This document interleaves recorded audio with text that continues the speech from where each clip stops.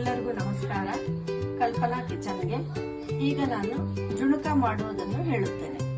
ಇದಕ್ಕೆ ಒಂದು ಬೌಲ್ನಷ್ಟು ಕಡಲೆ ಹಿಟ್ಟನ್ನು ತಗೊಂಡಿದ್ದೇನೆ, ಆನಿಯನ್ ತಗೊಂಡಿದ್ದೇನೆ, ಹಸಿಮೆಣಸಿಕಾಯಿ, ನಿಂಬೆಹಣ್ಣು, ಕೊತ್ತಂಬರಿ, ಇದು ಟೊಮೆಟೊ ತಗೊಂಡಿದ್ದೇನೆ, ಜೀರಿಗೆ, ಸಾಸಿವೆ, ಇಂಗು, ಅರಿಶಿಣ ಮತ್ತು ನೀರು.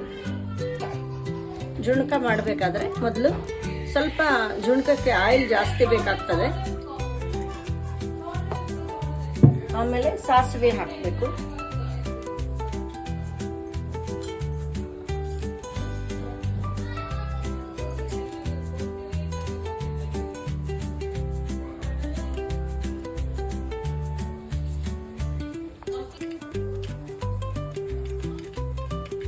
ಸಾಸಿವೆ ಸಿಡಿದ ಮೇಲೆ ಜೀರಿಗೆಯನ್ನು ಹಾಕಬೇಕು. ಆಮೇಲೆ ರುಚಿಗೆ ತಕ್ಕಷ್ಟು ಹಿಂಗನ್ನು ಹಾಕಬೇಕು. ಆಮೇಲೆ ಅರಿಶಿನ, ಆಮೇಲೆ ಸ್ವಲ್ಪ ಕರಿಬೇವನ್ನು, ಆಮೇಲೆ ಆನಿಯನ್ ಹಾಕಬೇಕು.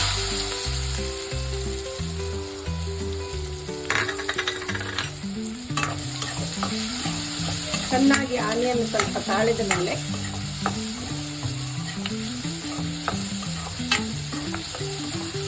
ಟೊಮೆಟೊವನ್ನು ಹಾಕಬೇಕು.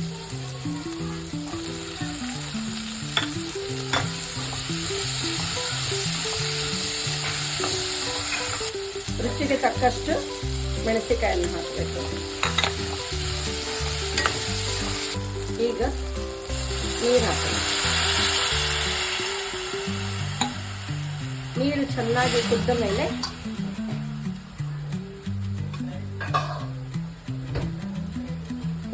ಉಪ್ಪನ್ನು ಹಾಕಬೇಕು ರುಚಿಗೆ ತಕ್ಕಷ್ಟು.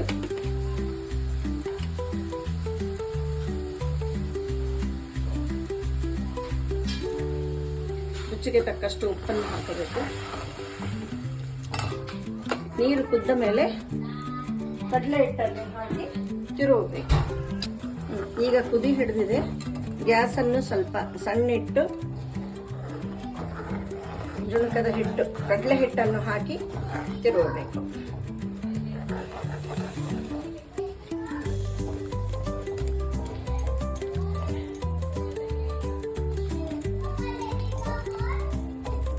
ಚೆನ್ನಾಗಿ ತಿರುಗಬೇಕು. ನಿಮಗೆ ಗಟ್ಟಿ ಬೇಕಂದ್ರೆ ಹಿಟ್ಟು ಜಾಸ್ತಿ ಹಾಕಬೇಕು, ಅಳ್ಳಕ್ಕೆ ಬೇಕಂದ್ರೆ ನೀರು ಜಾಸ್ತಿ ಹಾಕಬೇಕು. ಈಗ ಇದರಲ್ಲಿದ್ದ ಗಂಟುಗಳು ಒಡಿಬೇಕಲ್ಲ, ಹೇಗ್ ಮಾಡ್ಬೇಕಂದ್ರೆ ಒಂದು ಟಿಪ್ಸ್ ಹೇಳ್ತೀನಿ.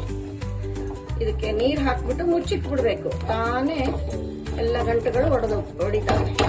ಈಗ ಮಾಡ್ತೀನಿ ನೋಡಿ.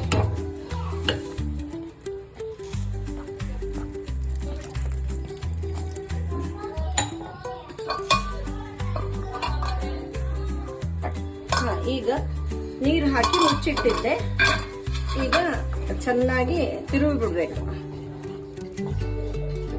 ತಾನೇ ಗಂಟುಗಳೆಲ್ಲ ಒಡ್ಕೊಂತವೆ.